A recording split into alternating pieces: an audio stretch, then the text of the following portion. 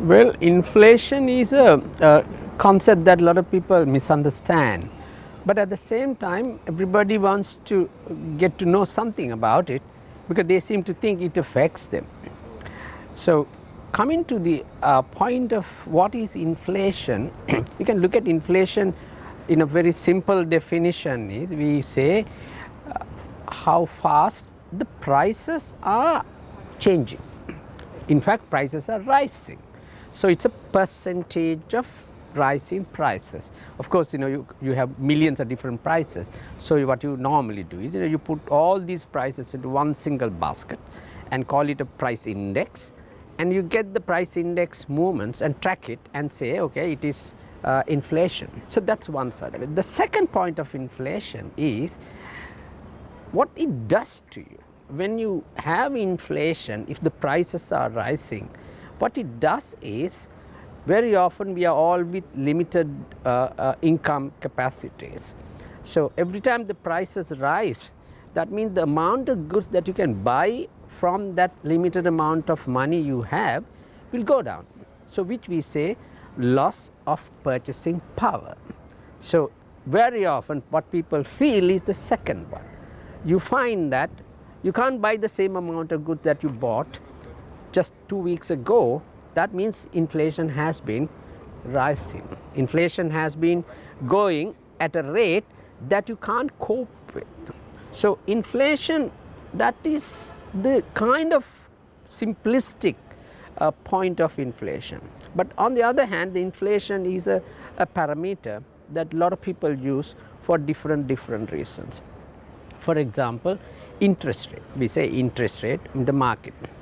Now, banks always keep an eye on the inflation because for them inflation matters a lot because they hold cash, and if the inflation is there, the amount of cash, the value of cash is going down.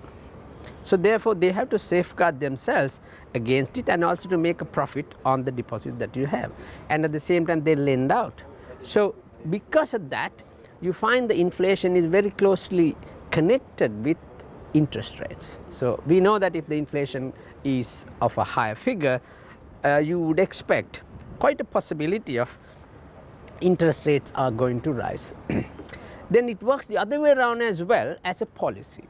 That is, when the inflation is rising, the authority, the policymakers think something has to be done. So therefore there is a strategy to say counter-inflation strategy, and which is basically to raise interest rates. Now these are fairly complicated areas because the reason is there is no consensus on this particular issue.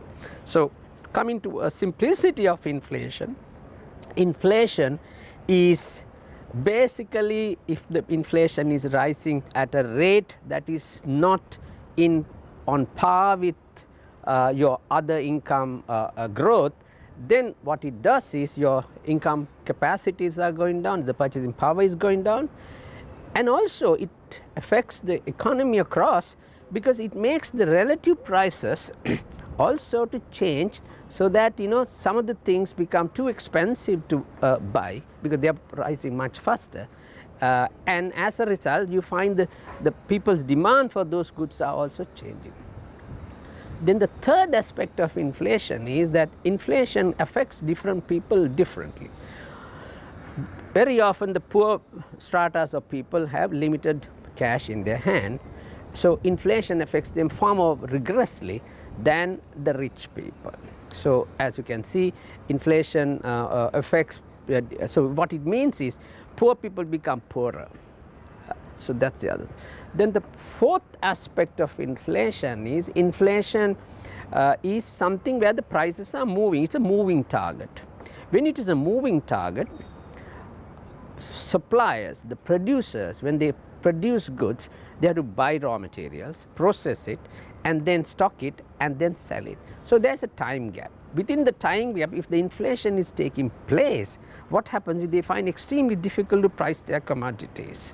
So this affects the market system. Fifthly, at a very broad level, if the inflation is taking place, it dislocates some of the basic parameters in an economy: exchange rate, interest rates, economic growth, income distribution. So these are all going to get affected by inflation. Then the question is inflation bad? The point is, you have to have a certain amount of inflation as well. If you don't have inflation, then again it's a problem. That's exactly what is happening in Japan, where prices are going down, a deflation. When there's a deflation, then you find it is people don't buy goods because they wait for prices to go down further. So it's an entirely different scenario. So inflation is a bad thing which you can't be without, but having too much is too much of a problem.